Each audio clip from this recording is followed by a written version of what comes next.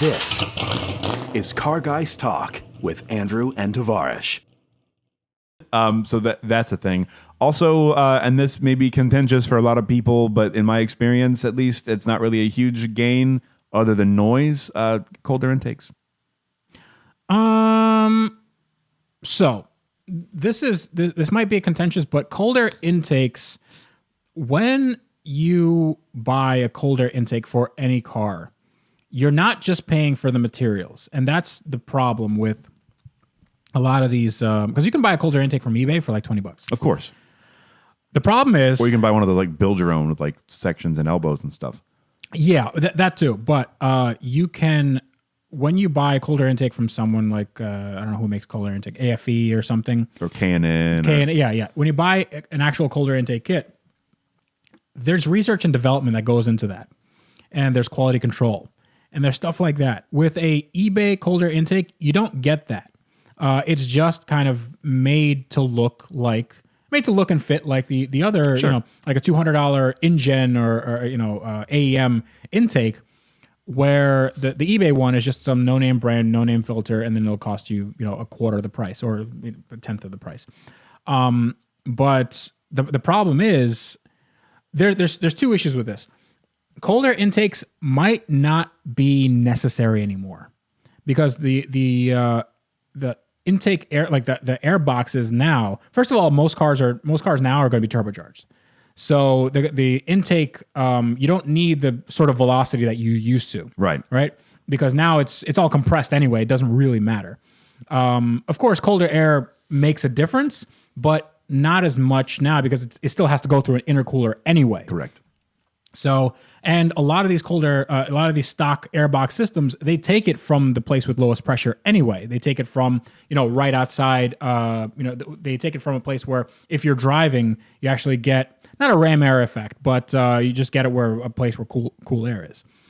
Like it's really cool, man. It's really cool. You have like air, which is like kind of tense, and then you have cool air. And then That's what you want, man. like the cool side of the pillow. Yeah, man. You always want to sleep on the cool side of the pillow. So the thing with the airbox is I think this all kind of harkens back to 90s and like kind of early 2000s. Yeah. Where cold air intakes, like you need to get a cold air intake because you're really, you have a restriction in your airbox. But now it's like you don't really. I don't even know how effective they would have been back in the day, to be honest. I think that was more of a marketing exercise, but I think that you would get, if you put it on a Honda Civic, that was made for, to get down NVH, noise, vibration, and harshness.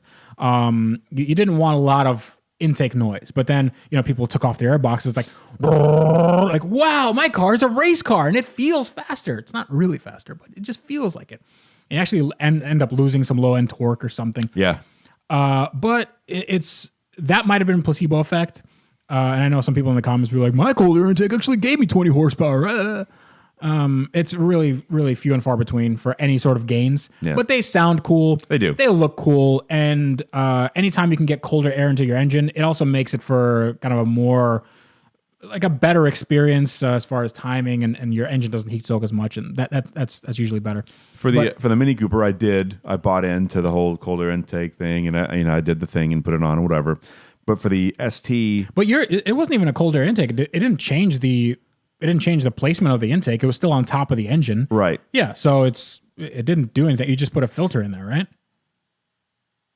Well, and I got the whole thing. It's the thing. I bought into it. Okay. So, but with the ST, there are people that are making almost 2 times stock horsepower with the stock intake. So I don't think all you're I did need was that. I did an aftermarket, like a high flow filter, and I took the box off the top of the filter box. I took the top off of it, and then you can hear the. So what I did with my Lamborghini is I took off the stock airbox and I installed 2 turbos, and that actually makes. Those are the best intakes to put. Those are the best intakes to put. Yeah. That supercharger. That's a good colder intake as well. Nah, turbos are better. We should have a conversation about supercharged versus turbocharged. I like both. I like one way more than the other. I wonder which one. I like the turbies. The turbskis. The turbskis. I really like turbos. Superchargers are fine too, but man, turbos are just the best. You just the whole free energy thing. I like that. It's already energy that's wasted from the engine and just goes back right into the system. Yeah. Makes more power. Supercharger has to sap energy away. And also, I don't like supercharger wine. I've never liked it. I do. I like it. I think it's cool. Maybe because I've had cars with like bad alternators, and it sounds like a bad alternator. I mean, I've also had cars with bad alternators, but I still like supercharger wine. So my SL is supercharged, and it sounds like it has a slight supercharger whine. Very, very quiet supercharger. Yeah. So it just sounds like like that. You should get a dump valve for it, man. I should not. That'd be sick. No, I don't think so. So sick, dude. Superchargers actually don't need dump valves. I know they don't need them. I'm just saying it would be sick to have it. Man. Yeah, just run like crap. Get one and like, do tow hook on the front. The problem with superchargers, T37s, dude. Yeah, so sick. The tow hook because I'm constantly getting towed. That's something that's overpriced. People pay a lot of money for like anodized tow hooks and stuff. I didn't pay a lot for mine for the Mini Cooper. And that's why it's silver and no longer gold. And that's why it took so much effort to take off because it had rusted. Yeah.